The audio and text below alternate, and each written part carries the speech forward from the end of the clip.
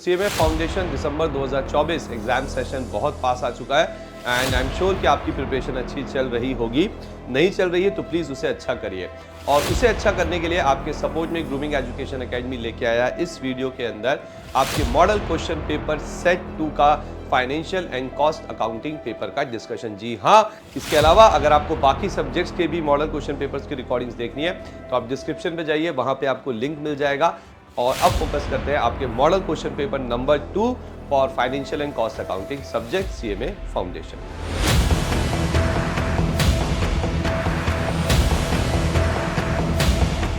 Now सबसे पहले यहां पे जो हमारा सबसे पहला क्वेश्चन है वो है entrance fees of ₹20,000 received by a club. ठीक है, तो एक क्लब जो एंट्रेंस फीस रिसीव करता है वो क्या होता है?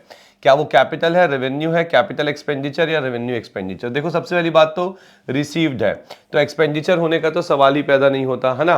तो या तो ये कैपिटल है या तो ये रेवेन्यू रिसीव्ड है। So the correct answer is capital received, क्योंकि entrance fees one time fees होती है इसलिए उसे कैपिटल रिसीव्ड की तरह ट्रीट किया जाता है।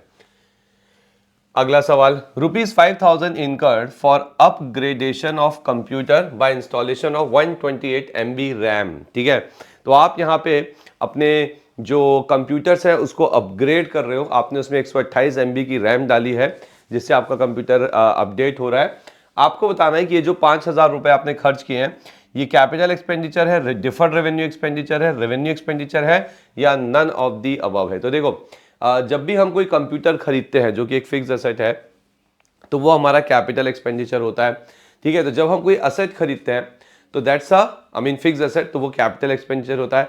अगर हम बाद में कोई खर्चा करते हैं जिससे उस असेट की एफिशिएंसी में थोड़ी बढ़ोतरी होती है तो उसको भी हम कैपिटल एक्सपेंडिचर ही ट्रीट करते हैं। तो यहाँ पे जो आप अपग्रेडेशन कर रहे हो, आपने रैम यहाँ पे इंस्टॉल करिए 128 MB की, अपग्रेड करिए जिससे आपका कंप्यूटर ज़्यादा बेहतर तरीके से प्रोसेस करेगा, टाइम सेव करके देगा। So this 5,000 is also your capital expenditure. उसके बाद if a receipt of ₹200 from Rajesh, जो कि एक डेटर है, डेटर वो होता है जिससे आपको पैसे लेने होते हैं। जनरली जब हम क्रेडिट सेल करते हैं तब डेटर्स आते हैं। तो यहाँ पे 200 रुपए की रिसिप्ट है from Rajesh, has not been recorded in the books, the profits would show nothing, no change in the profit. क्यों? क्योंकि जब देखो जब आपने सेल करी होगी राजेश को, ओके, तब आपने ऑब्वियसली क्रेडिट सेल तो दिखाया होगा ट्रेडिंग अकाउंट में, तो 200 रुपए से प्रॉफिट तो आप पहले ही बढ़ा चुके हो। अब जब आप उससे पैसे रिसीव करोगे तो आप एंट्री क्या करोगे? कैश अकाउंट डेबिट, ठीक है, टू राजेश अकाउंट, डेटर्स को क्रेडिट करके क्लोज कर दोगे। तो आपको कहीं भी दिख रहा है कि इसका इंपैक्ट हम P&L में लेके जाएंगे, डेबिट या क्रेडिट? नहीं। तो the answer is neither an increase nor a decrease, ना ही इंक्रीज होगा ना ही डिक्रीज होगा आपका प्रॉफिट। चलिए अगला, अ लेजर इज ऑल्सो कॉल्ड, बहुत ही सिंपल सवाल है, लेजर को क्या बोलते हैं? ओरिजिनल एंट्री या बुक ऑफ प्राइमरी एंट्री या book of final entry? Correct answer is C, book of final entry. Now next, when preparing a bank reconciliation statement, ठीक है, if you start with the debit balance as per cash book, ठीक है, तो आप BRS बना रहे हैं और आपने शुरुआत किससे की है? डेबिट बैलेंस से। किसके डेबिट बैलेंस से? कैश बुक के। सो कैश बुक का डेबिट बैलेंस का मतलब क्या होता है? फेवरेबल बैलेंस, है ना। अब ट्रांजैक्शन ये है कि आपने चेक भेजा है बैंक को बट अभी तक बैंक ने उसे कलेक्ट नहीं किया, तो आपकी जो कैश बुक है और आपकी जो पासबुक है अभी दोनों बैलेंस्ड सिचुएशन में है। ठीक है, कैश बुक में डेबिट बैलेंस है, पासबुक में क्रेडिट बैलेंस है। अब आपने एक चेक भेजा बैंक में कलेक्शन के लिए, तो आपने अपने कैश बुक का बैलेंस बढ़ा दिया, पैसा आ रहा है, बैंक ने अभी तक नहीं बढ़ाया, तो आप क्या करोगे? क्योंकि आपका स्टार्टिंग पॉइंट क्या है? कैश बुक, तो आपको उसे माइनस करना पड़ेगा। तो the answer is B, deducted. ठीक है, चलिए उसके बाद नेक्स्ट है हमारा, dash concept assumes that for accounting purposes the business enterprise and its owners are two separate independent entities. तो इसका सही जवाब है डी, बिजनेस एंटिटी कॉन्सेप्ट आपको बताता है कि अकाउंटिंग के पर्सपेक्टिव से अगर देखें तो बिजनेस और बिजनेस के जो ओनर है वो दो सेपरेट पर्सन्स होते हैं। Next, bank has directly paid 1250 rupees for rent as per standing instruction in BRS starting with passbook overdraft. ठीक है, तो आपकी जो कैश बुक है और ये है आपकी पासबुक। पासबुक में क्या है? ओवरड्राफ्ट। ओवरड्राफ्ट का मतलब होता है नेगेटिव, या आप बोल सकते हो अनफेवरेबल, ठीक है। तो पासबुक में क्या है? ओवरड्राफ्ट, यानी कि आप माइनस में चल रहे हो, और कैश बुक में भी मैं मान लेता हूं कि आप माइनस में चल रहे हो, तो दोनों अभी बैलेंस्ड है। अब आपने क्या किया? 1250 रुपए का खर्चा डायरेक्टली किया है। किसने? बैंक ने, आपने नहीं। बैंक ने आपके बिहाफ में आपके मकान मालिक को रेंट दे दिया है, इसको बोलते हैं स्टैंडिंग इंस्ट्रक्शन। तो बैंक ने क्या किया होगा? बैंक ने ओवरड्राफ्ट को बढ़ा दिया होगा, पहले से माइनस में हो, बैंक ने एक और खर्चा किया और माइनस में चले गए, ठीक है। तो अब यहां पे ऑब्वियसली कुछ नहीं हुआ, आपको तो पता नहीं चला, कैसे ठीक करोगे? आपका स्टार्टिंग पॉइंट तो यही है, पासबुक माइनस करके, ठीक है। सो 1250 देखते हैं, will be added to passbook overdraft, wrong. 2500 will no, this amount will be ignored, no. 1250 will be deducted from passbook overdraft, so D is the correct answer, ठीक है। Next, journal entry of wages 8000 paid for installation of machinery. तो जब आप machine install करते हो तो खर्चा होता है मशीन, या ऐसे देखो, जब आप मशीन परचेस करते हो तो उसकी एंट्री होती है मशीन अकाउंट डेबिट टू आपके जो भी सप्लायर्स हैं, या फिर कैश या बैंक। अब अगर आपने मशीन परचेस करते वक्त मशीन परचेस करी, अब उसको इंस्टॉल भी करना है, इंस्टॉलेशन पे आपने कुछ वेजेस पे करे, कितने? 8000 जो आपने इंस्टॉलेशन के लिए पे किए हैं, ठीक है। तो ये भी मशीन अकाउंट में ही जाके डेबिट होते हैं। तो up to the installation of machinery जो भी खर्चे होते हैं, चाहे वो इंस्टॉलेशन एक्सपेंसेस हो, वेजेस ड्यूरिंग द इंस्टॉलेशन हो, एक मिनट, हाँ, वो हम मशीन अकाउंट में ही डेबिट करेंगे। तो इसका जो आंसर होगा, debit machinery account, credit cash account with 8000, ठीक है। This is the correct answer. A recovery of bad डेप्ट, तो जब आप बैड डेप्ट रिकवर करते हो तो इनकम बढ़ती है, बिल्कुल। अरे भाई, जब बैड डेप्ट हुआ था तब नुकसान दिखाया था, तो इनकम को घटाया था, अब रिकवरी कर रहे हो तो इंक्रीजेस दी नेट इनकम, ठीक है। और वैसे भी बैड डेप्ट की रिकवरी की एंट्री क्या होती है? कैश या bank account debit to bad debts recover account,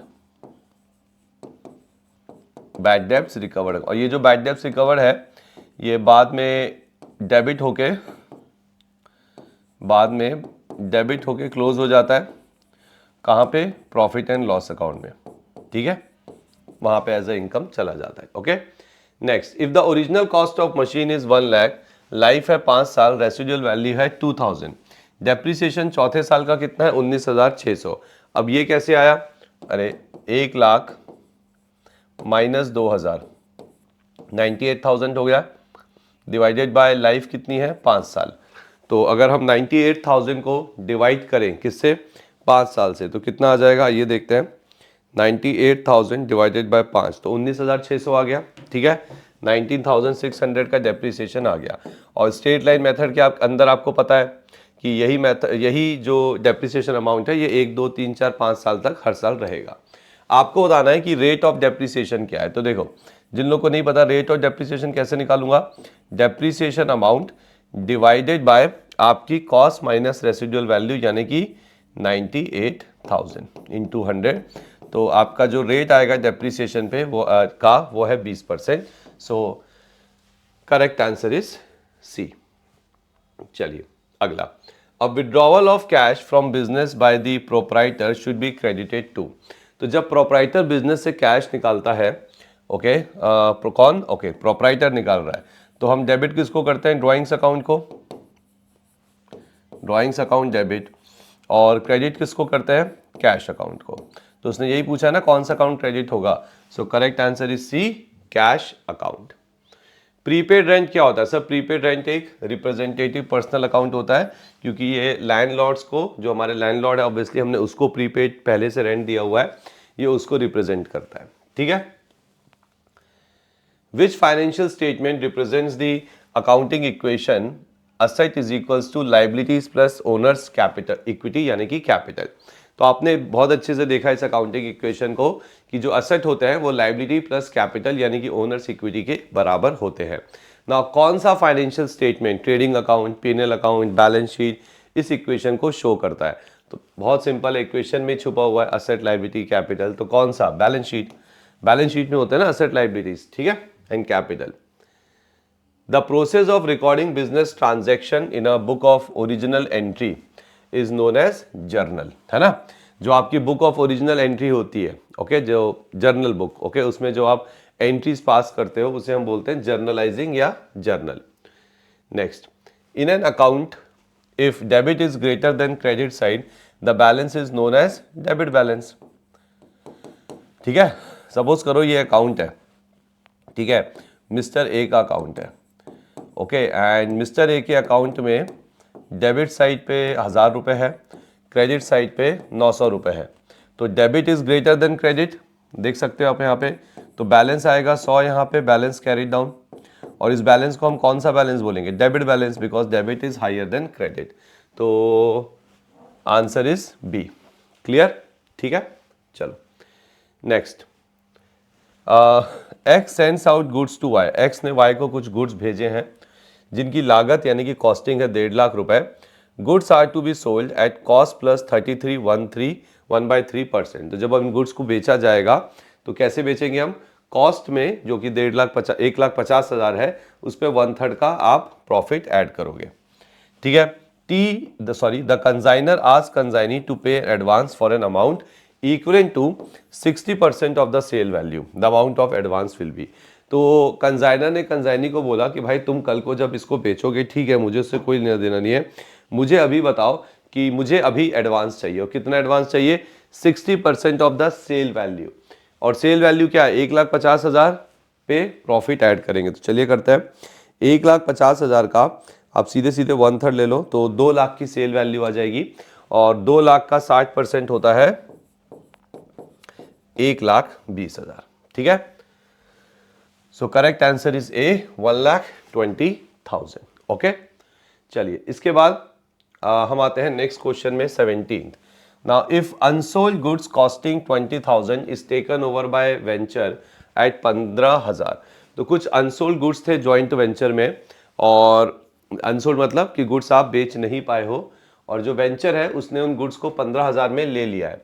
the joint venture account will be credited. आप जॉइंट, देखो वेंचर ने लिया है तो वेंचर को आपको पे करना पड़ेगा, तो वेंचर के अकाउंट को क्या करोगे, क्रेडिट। कितने से करोगे, जितने में लिया है, यानी कि 15,000 रुपए। तो अभी तक हमने 17 यहाँ पे क्वेश्चंस देख लिए, टोटल 50 हैं। आई होप कोई डाउट, कोई कंफ्यूजन आपके माइंड में क्रिएट नहीं हो रहा होगा। अगर हो रहा है तो आप प्लीज चैट बॉक्स में अपना डाउट बिल्कुल लिखिए कि हाँ सर इस पॉइंट में मेरे को डाउट आ गया है, एंड विल ट्राई कि हम आपको वहीं पे इस चीज़ का रिप्लाई कर दें।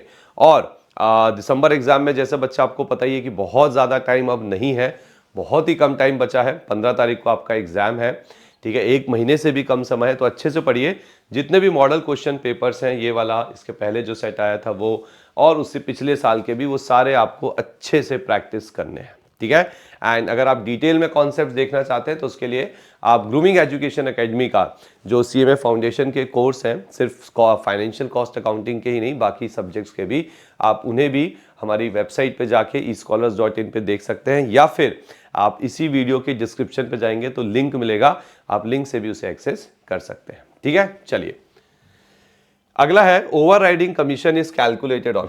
तो ये चीज ध्यान रखिए, ओवर राइडिंग जो कमीशन होता है वो जो नॉर्मल सेल प्राइस से ऊपर की प्राइस होती है उस पर निकाला जाता है। ठीक है, तो over riding commission cash cell पे होता है नहीं, क्रेडिट सेल पे होता है नहीं, सेल एट हाइयर प्राइस पे होता है, यस।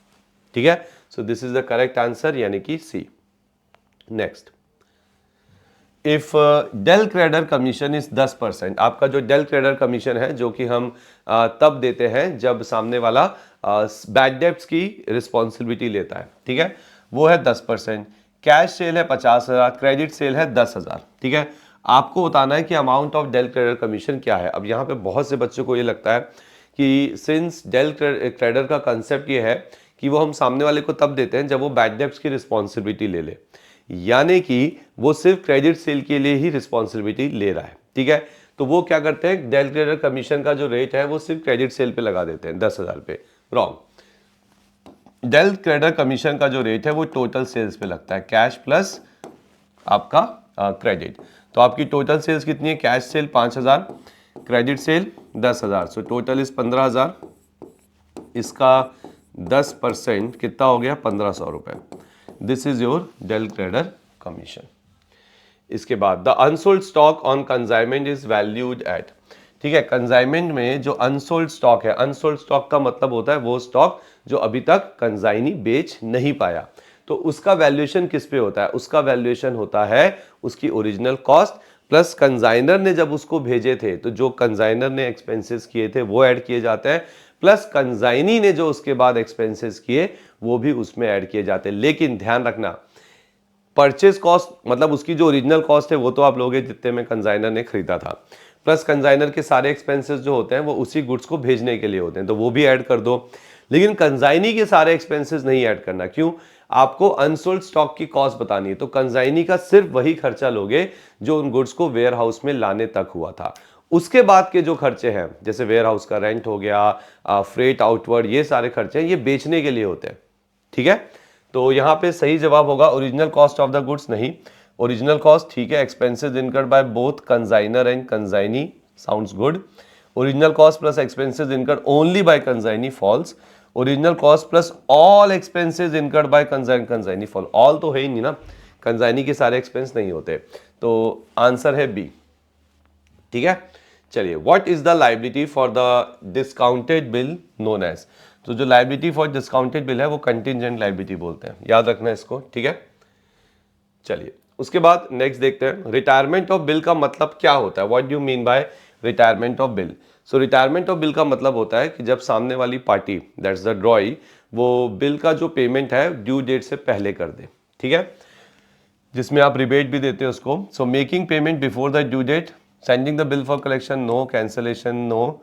Endorsing, no. ठीक है, so making payment before the due date is known as retirement of bill. ठीक है, व्हाट इज बिल एंडोर्समेंट?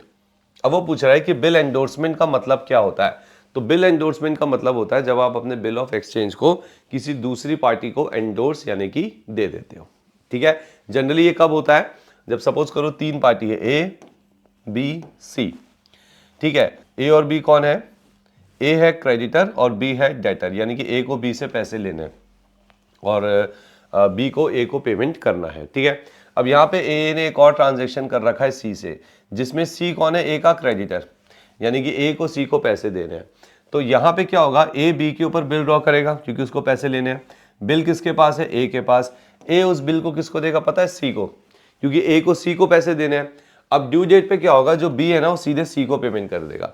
तो बी को वैसे भी ए को पेमेंट करना था, ए की बजाय वो सी को करेगा, सब खुश। इसको बोलते हैं एंडोर्समेंट ऑफ बिल। क्या? ये जब ए सी को बिल दे देता है उसको बोलते हैं endorsement of bill. So the bill terms and date of the drawing, no. Acceptance date as well as the bill's terms, no. Extra days for making a payment after the bill's due date, no. The process through which the bills holder transfer the bill title with the help of their creditors, correct. ये सही जवाब है D. ठीक है, at the time of preparation of financial account, bad debts recover account will be transferred to। अभी थोड़ी देर पहले मैंने आपको एक एंट्री दिखाई थी, अगर आपको याद होगा, बैड डेब्ट्स रिकवर्ड अकाउंट कहाँ ट्रांसफर होता है? ये देखो पीएनएल अकाउंट में। बस उसी के ऊपर उन्होंने एक सवाल कर लिया आपसे। ओके, चलिए नेक्स्ट है, profit and loss account is prepared for period of 1 year by following. आप पीएनएल अकाउंट को 1 साल का बनाते हो, क्यों? कौन सा अकाउंटिंग कॉन्सेप्ट फॉलो कर रहे हो? मतलब 1 साल का ही क्यों? तो हमारे पास एक अकाउंटिंग कॉन्सेप्ट है जिसका नाम है पीरियोडिसिटी कॉन्सेप्ट, जो ये बोलता है कि भाई एक टाइम पीरियड रखो जिसके लिए प्रॉफिट निकालोगे, जनरली वो 1 साल का होता है। तो इसका सही जवाब है अकाउंटिंग पीरियड कॉन्सेप्ट। कंसिस्टेंसी तो ये बताता है कि जो भी प्रिंसिपल पॉलिसीज फॉलो करो कंसिस्टेंटली करो। कंजर्वेटिज्म बोलता है कि एक्सपेक्टेड लॉस दिखाओ, और कॉस्ट कंसेप्ट बोलता है कि ओरिजिनल कॉस्ट पे दिखाओ। ठीक है, now question number 26, income and expenditure account है ना। तो इनकम एंड एक्सपेंडिचर अकाउंट कौन बनाता है? Non profit organisations. Okay, show subscription of 10,000। ठीक है, तो इनकम एंड एक्सपेंडिचर अकाउंट में आपका 10,000 रुपये का सब्सक्रिप्शन है। Subscription accrued in the beginning of the year and at the end of the year were 1,000 and 1,500 respectively. The figure of subscription received appearing in the receipt and payment account will be.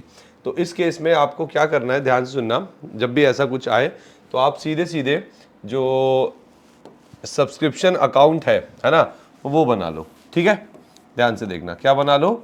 Subscription account बना लो। ये है उसकी credit side, ये है आपकी debit side. Now subscription due but not receipt, मतलब subscription, अच्छा सबसे पहली बात जो सब्सक्रिप्शन है वो क्या होता है, एक नॉन प्रॉफिट ऑर्गेनाइजेशन के लिए सब्सक्रिप्शन क्या है, उनकी इनकम है। तो इनकम ड्यू हो गई है बट रिसीव नहीं हो गई, ये आपका एसेट है, तो उसका ओपनिंग बैलेंस यहाँ दिखाना। अगर सब्सक्रिप्शन आपका एडवांस में मिल गया है तो उसे आप क्रेडिट साइड पे दिखाइए, क्योंकि वो आपकी लायबिलिटी है। अब यहाँ पे क्या लिखा हुआ है, subscription accrued in the beginning of the year 1000, in the end of the year 1500। तो accrued in the beginning of the year मतलब ड्यू बट नॉट रिसीव्ड, तो ये आपका क्या एसेट है, तो यहाँ पे लिखेंगे 1000, यहाँ पे लिखोगे 1500। अब आपके इनकम और एक्सपेंडिचर में कितना दिया हुआ है सब्सक्रिप्शन, आप देख सकते हैं 10,000, ठीक है, यानी कि इतना सब्सक्रिप्शन आपके इनकम एंड एक्सपेंडिचर अकाउंट में एज अ इनकम गया है। तो यहाँ पे लिखिए आप 10,000, ठीक है, तो टोटल हो गया 11,000। ओके, यहाँ पे भी टोटल 11,000, तो जो डिफरेंस है यहाँ पे 11,000 माइनस 1500, ओके, यानी कि 9,500, ये चला जाएगा आपके रिसिप्ट एंड पेमेंट अकाउंट में, यानी कि आपने 9,500 इस साल या इस महीने जो भी है साल होगा आपने रिसीव किया है। ठीक है, इसको करने का एक और तरीका है कि भाई देखो साल के शुरुआत में 1,000 रुपये का सब्सक्रिप्शन ड्यू था लेकिन मिला नहीं, फिर उसके बाद 10,000 का सब्सक्रिप्शन कहाँ चला गया, इनकम एंड एक्सपेंडिचर, मतलब इस साल का जो सब्सक्रिप्शन इनकम है आपकी वो कितनी है 10,000, ठीक है, और साल के एंड में मेरा 1500 का जो सब्सक्रिप्शन है, ओके, वो ड्यू है लेकिन मैंने अभी तक रिसीव नहीं किया, तो इस साल मैंने कितना सब्सक्रिप्शन एक्चुअली में रिसीव किया होगा।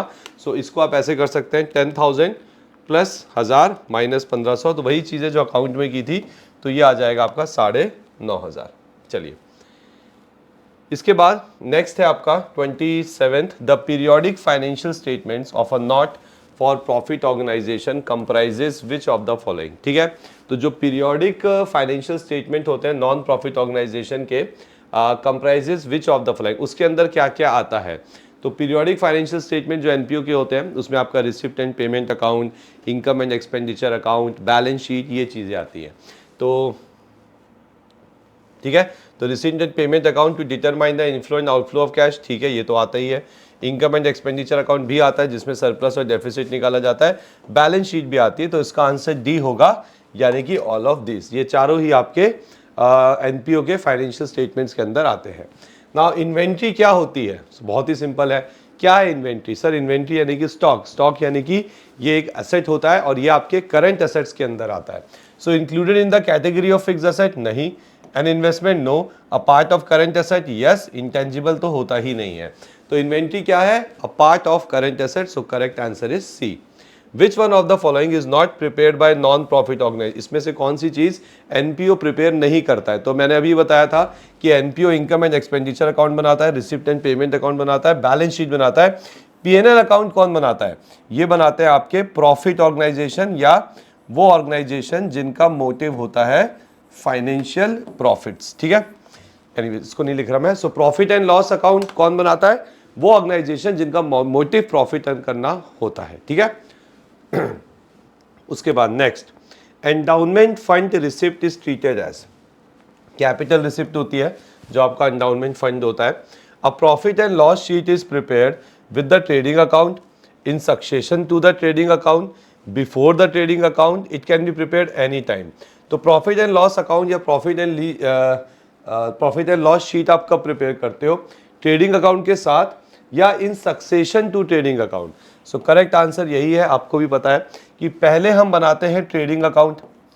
सी कुछ लोग को लगेगा sir with the trading account भी तो सही है ना, जब ट्रेडिंग अकाउंट बनता है तभी पीएनएल बनता है, नहीं, पहले ट्रेडिंग बनता है। कभी ऐसा देखा है कि पहले पीएनएल बन जाए फिर ट्रेडिंग बन जाए, नहीं ना।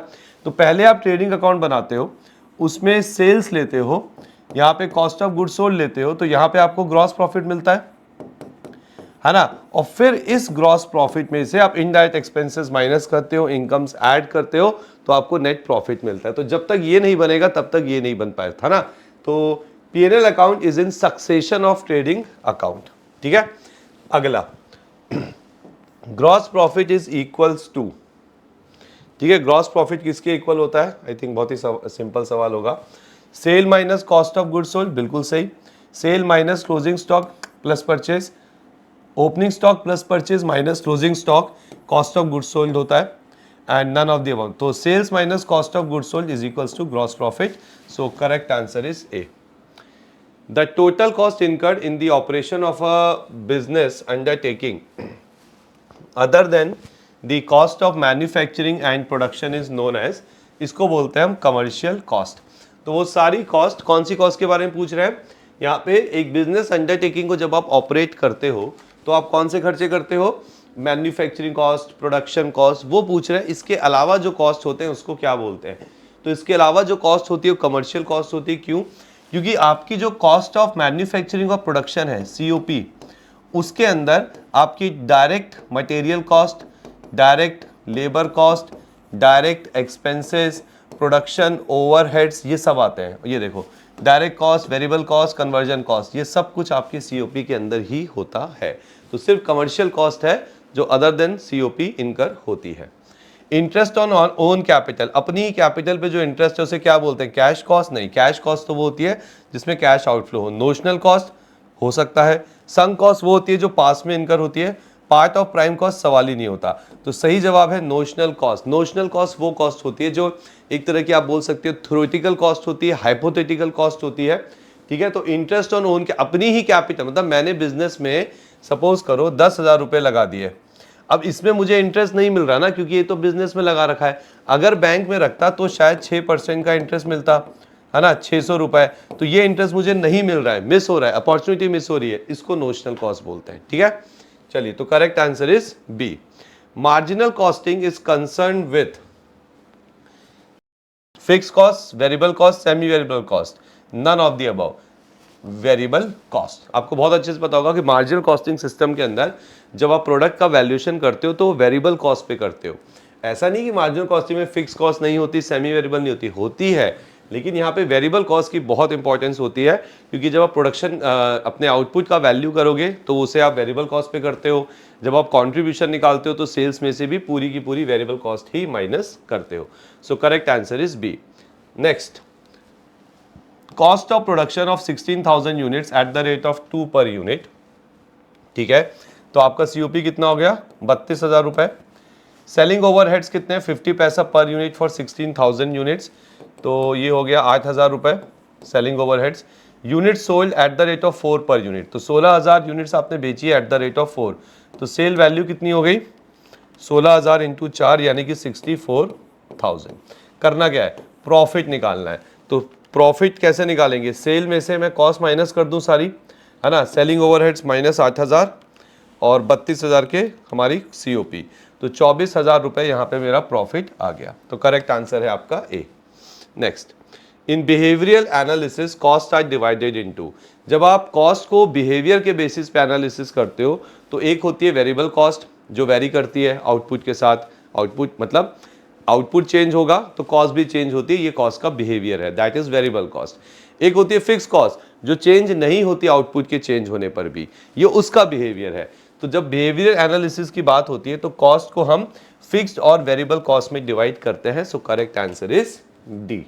चलिए, if the manager is entitled to a commission, अगर कोई मैनेजर है ओके जिसको कमीशन मिलने वाला है कितना? 5% on profits. Before deducting this commission he will get a commission on profit of 8,400. तो देखो यहाँ पे आपको कमीशन का अमाउंट कैलकुलेट करना है. प्रॉफिट कितना है आपका? 8,400. और उसे जो 5% का कमीशन मिलता है वो किस पे मिलता है? Profit before deduction this commission. और आपका ही विल गेट अ और प्रॉफिट कितना है? ये है. तो सीधे सीधे इसका 5% निकाल लो ना, 420. So correct answer is C. ठीक है, नेक्स्ट, ग्रॉस फैक्ट्री कॉस्ट. आपकी ग्रॉस फैक्ट्री कॉस्ट कितनी है? 29,000. नेट फैक्ट्री कॉस्ट कितनी है? 27,000. Opening stock of WIP 4,000. Find the closing stock. तो देखो, gross factory cost is equals to 29,000 plus opening work in progress minus closing work in progress is equals to net factory cost. I hope ये याद है आपको.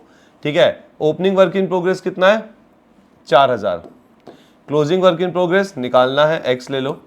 And net factory cost कितनी है? 27,000. तो कितना होगा ये? 29,000 प्लस 4,000 माइनस 27,000. तो ये आएगा बेटा आपका 6,000 रुपए. सो करेक्ट आंसर है B. Next, the receipt and payment account shows the following detail. Receipt and payment account में क्या दिया हुआ है, सब्सक्रिप्शन अरियर 500, ठीक है, current 10,500, advance 800 and there are 1200 members each paying an annual subscription of 10, ठीक है। The amount to be credited to income and expenditure account.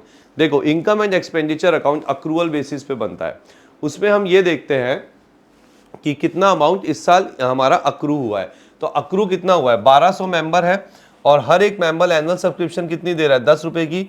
तो एक साल का कितना अमाउंट ड्यू हो जाता है यहाँ पे, 12,000। Correct answer is C.